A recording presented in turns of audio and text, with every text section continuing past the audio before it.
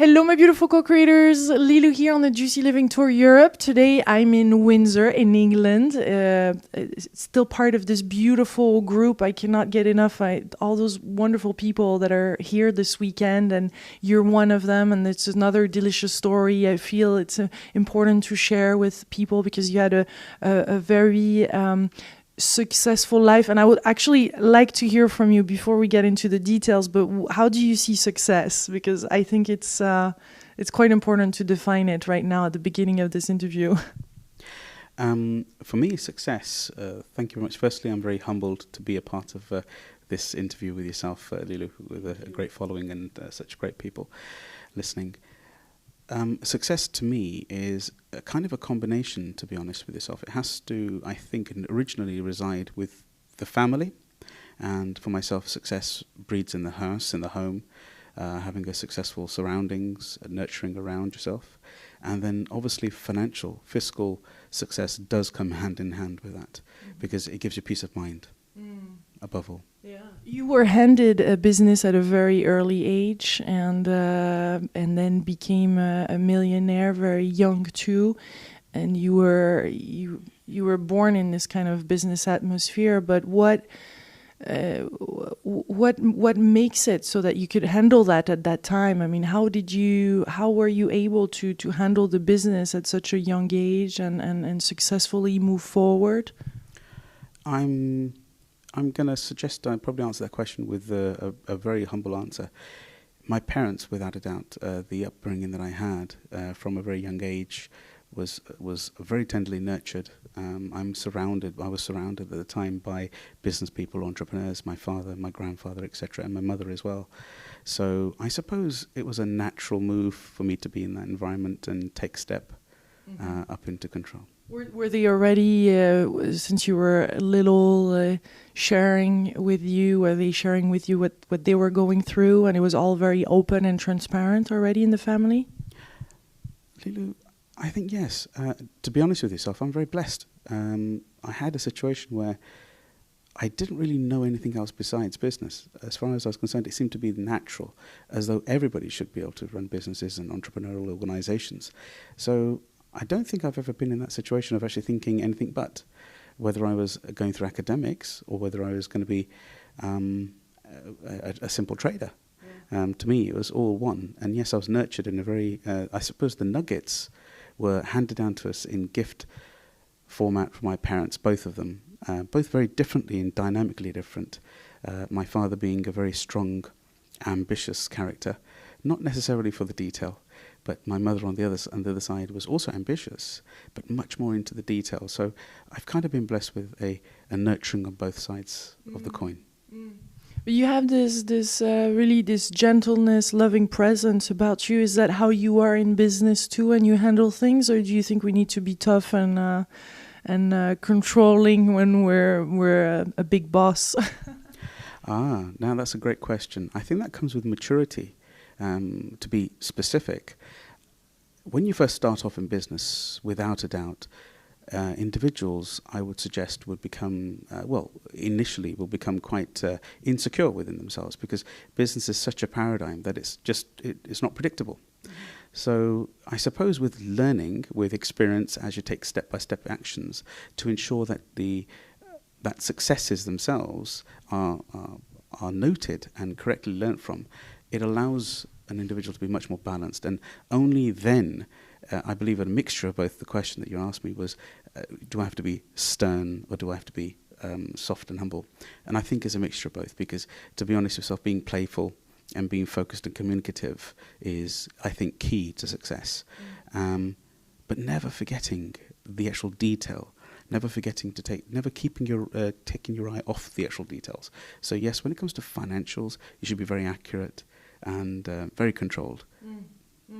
There's a lot of people that are in this fear, financial fear. There's some business that don't have enough of the cash flow, or there's people that might not too. What is your recommendation with that? Was this kind of phobia around the finances?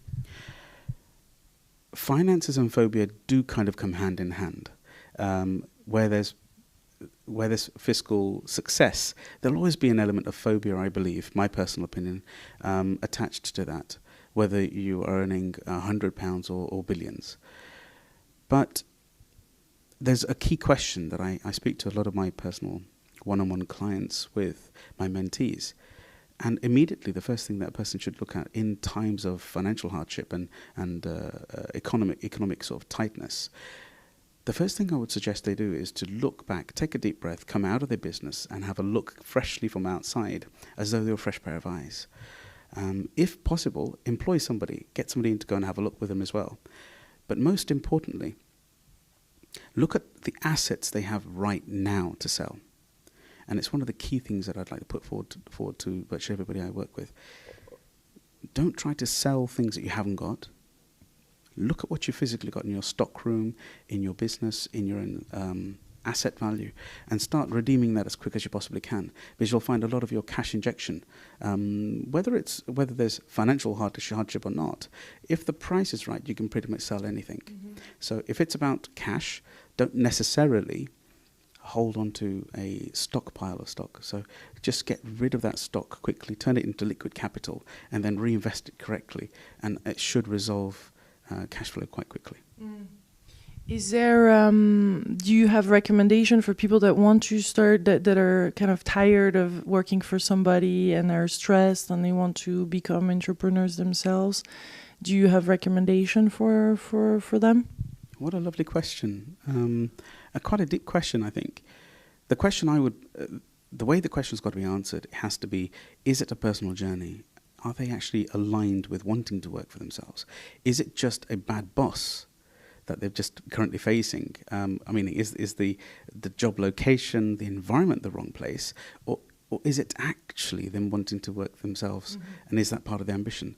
So some of the tips would be is sit down with yourself, with a group of friends, preferably your loved ones, and actually decide whether it's actually the boss, the environment, the work colleagues, or the actual industry that you're working within. Are they the key problems? And if so, you should seek employment in another place. Follow your heart a little bit. Mm-hmm. And if not, if all of those things are absolutely no, this is just not what I want to do, I suggest seek professional help and take that step. That step's the hardest part in life, in my opinion. My father, when he took his first step from being a electrical engineer to running his own business, I was talking to him about this specifically, and he said it was the hardest thing he ever did, but once committed, don't go back. Mm. Was he speaking also about intuition, or do you follow your intuition? Do you feel it's a big part of business? Yes, intuition is a very big part of business. Once you start realizing how important intuition really is, when you start identifying it correctly and not seeing it as a challenge, but more of a synchronicity, sort of the humble side of yourself. Actually, I found to answer that question better, I found whenever my first gut instincts were, that's where I actually was usually right. Mm. The unconscious brain, being our friend, tends to bubble up those beautiful answers straight away, and then we tend to muddy it afterwards with thinking about all the classic, statistical evidence thereafter, maybe analysis by paralysis, by analysis. But I think I've always found that when I've gone back to my first original hunch, to say at least, it's usually the right one. Mm. So yes, intuition plays a big part. Yeah. And your background and how you were raised and who you are in the English society, the British society, has never stopped you, or were you look different? Did you fear some things? Was it okay to move forward for you? You never had this second thought? That's another very good question. I think this could help a lot of people who are different, I suppose. I never actually had I suppose it's all of us. Yes, absolutely. But I'm talking more of physical, like, for example, I'm a Sikh, so I'm usually in some kind of a headgear, so whether it's a turban or whether it's a bandana of some kind. I think the question has to be answered in a different way, slightly from what I was going to a minute ago. We're never the same as anybody anyway. On my personal journey, I could say to yourself that I actually never saw myself as different. So I wasn't actually aware of it, and I wasn't receiving or responding.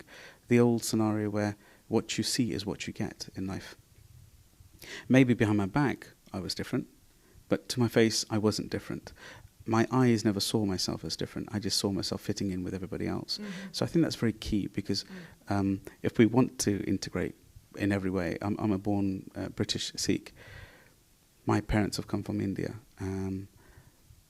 My father and my mother have been very, very profound in saying that we should integrate with society and be a functional part of society to assist the better of society. Does that make sense? So in business, I never really saw myself as being different.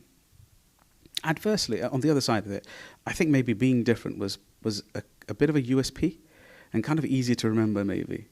So if I was in a business meeting or a networking meeting of some kind, I'm quite certain I would probably be noticed kind of a bit earlier. So then it was up to me to add the value to my first impressions. So I thought it was a bit of an asset to me personally. I never found any aberration or any kind of race-related restrictions. It's fantastic when we own it, when we own who we are and we accept ourselves as we are. Then we don't bother with we don't even hear it, or it's not even present there. If we don't feel awkward ourselves, other people are not going to feel awkward. It's just not there. Yeah, you are so right. Perception is projection. Yeah. What we percept within ourselves is what we project outside of ourselves. So if there isn't any challenge inside here, the person standing opposite doesn't see any challenge either. If we are challenged internally and we find ourselves slightly shy in the way we're interacting with other people or restricting our own actions, then that'll pass through to the other person as well. So the best state to be in is natural state. So for me, I like to put a lot of effort into just being me. I do have to, with all my heart, I have to relay that to my parents again, because we've never seen ourselves different. We've never had, no, you can't do that. And we've always been nurtured to say, okay, so how do we do that? So I've never really been stopping myself in any way. Yeah. You seem to have an open heart. I could feel your presence and your open-heartedness. Does this heart still stays open even in business situation, in negotiations, and in challenges? Is that something important, and that you also work with aligning with your mind and your heart, or how does this work for you?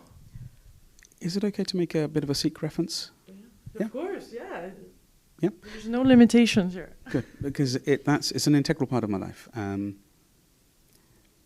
There was a saint who went to go and seek higher knowledge, and he heard that there was another senior saint in India, I'm talking about. Basically, it was Baba Namdev Ji. And Sri Chand Ji, which was our founder, Guru Nanak's son, actually went to seek higher order, higher understanding, and he ended up with meeting Baba Namdev Ji, who was actually spinning cotton, from what I can understand, so my apologies if there's slight errors in interpretation, was spinning cotton and creating material. And as he was creating the material, his focus was what was deemed to be 100% on creating, I suppose you could say, a livelihood, an income. And Sri Chand, which was the gentleman who came to meet him for the higher order, came in, saw him kind of stuck in his own way of how could this man be a saintly person? All he's interested in is money. You know, he's creating his own wealth. That's all he's interested in. And so he then decided to leave the room. And Baba Namdev, the gentleman who was actually spinning the yarn, turned around and looked at him and said, what are you here for? And he said, it's okay, I came here for a higher learning, but I've just found, I don't think I'm going to seek it here. And he said, what seems to be the problem? And he said, I've walked in over here and you're sitting here spinning yarns and thinking about money and you know, you're making a material which I'm sure you're going to be selling. And I'm here for a higher learning. So how does that work?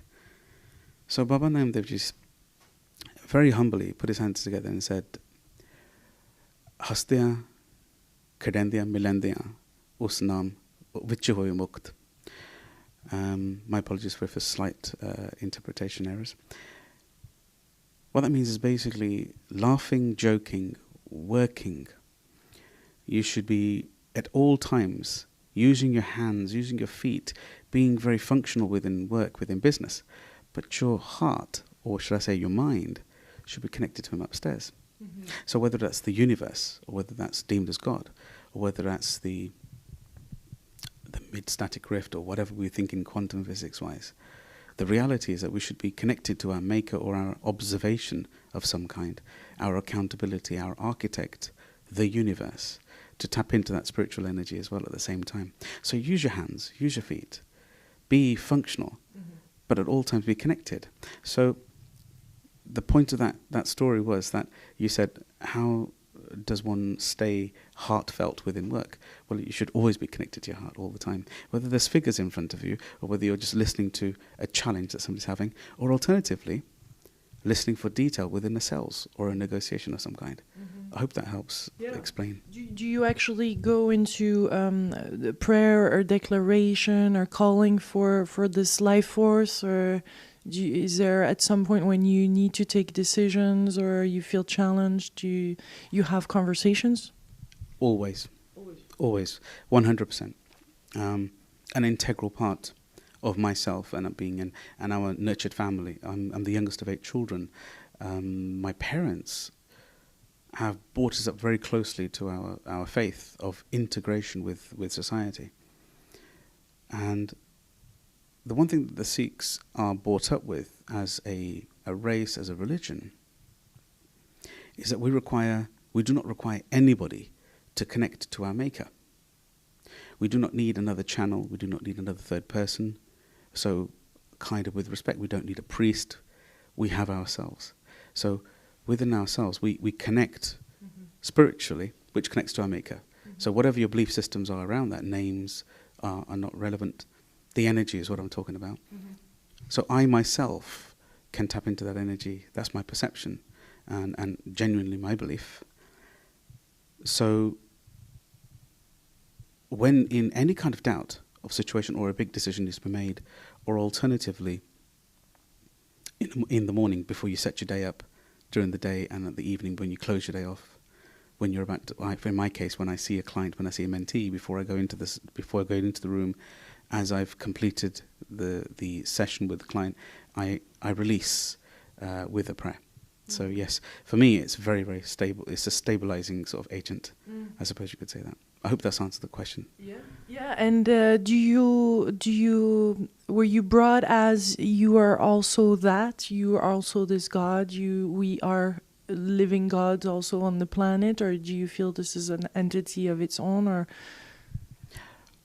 another lovely question. For myself, if I can just share on a personal journey, and I do not mean to be abrasive to anybody else's thought processes at all, but this is just a personal thought process, and for me it works.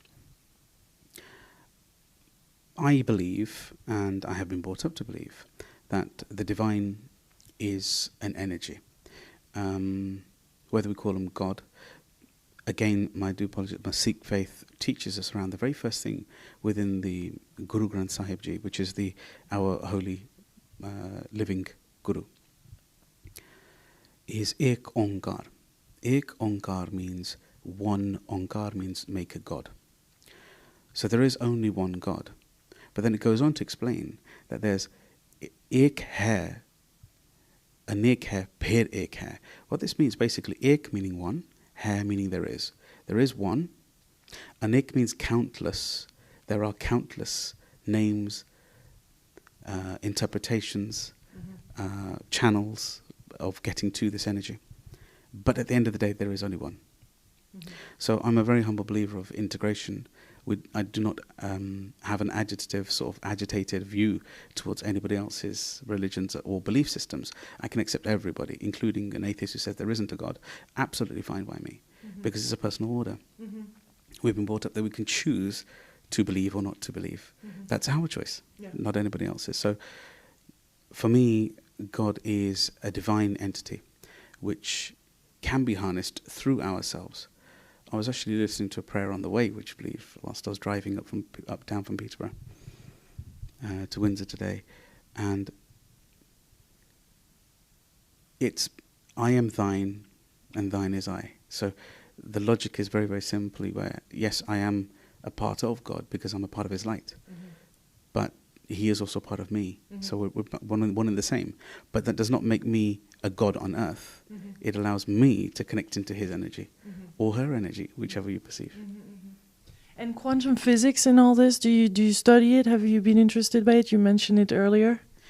Massively, because I sincerely believe that science and religious beliefs, I would suggest spirituality, religious beliefs, I believe the bonding agent between them has become kind of quantum physics, where it shows that things that were unbelievable, a bit like the world being flat a few hundred years ago. People were born in that era believing the world was flat, and that if you rode out or were a part of a ship, and you'd fall off the earth.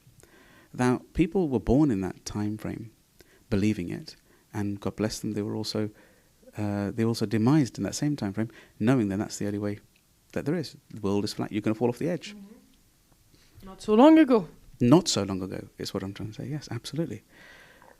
So, the belief system, in my humble belief, is quantum physics is the new gel that's allowing us to understand in things that we do not believe, what we did not believe through scientific belief systems were possible. But actually, quantum being a science of itself, with the atom around the vibrative force, around our focus and flow. To be honest, I think it's a genuine gel. It answers a lot of things that mythology, religious scriptures, and of all faiths have written. Flying carpets, etc., could be absolutely possible, but we just do not understand how to agitate that photonic particle, because everything on this planet is a form of energy and a carbonate anyway. There's no such thing as matter. So, does that make sense? So, we just haven't learned some of these things. Yeah. So keeping an open mind, I guess, is really very much part of when you have a mentee. You really you have this conversation with them, or not, or you assume that they will have it, or they have this open mind already. Do you make suggestions? Lovely. As a mentee and as a mentor myself, with God's grace, I have to say it is our prerogative to actually learn and understand the individual's meta-programs, their own personal ways of working within their psychological self. How that person actually adjusts and understands things around them. So if I was to be a genuine, respectful, but most importantly an honourable mentor, I can't see any other way of being an honourable mentor but to understand the person I'm speaking to in a very profound way. So for me, it's very important to ensure that we actually synchronize. So irrelevant of what their belief systems is for me to adjust myself, bless you, is for me to adjust myself to meet their needs, to ensure that they are going to get the answers they require to move on in their life. It isn't a session for me to prove my worth to them. It isn't a session about me at all. One of my prayers, which I was mentioning earlier on, was to become selfless before I come into the room. So yes, it's very important to connect with those people on their terms, not mine.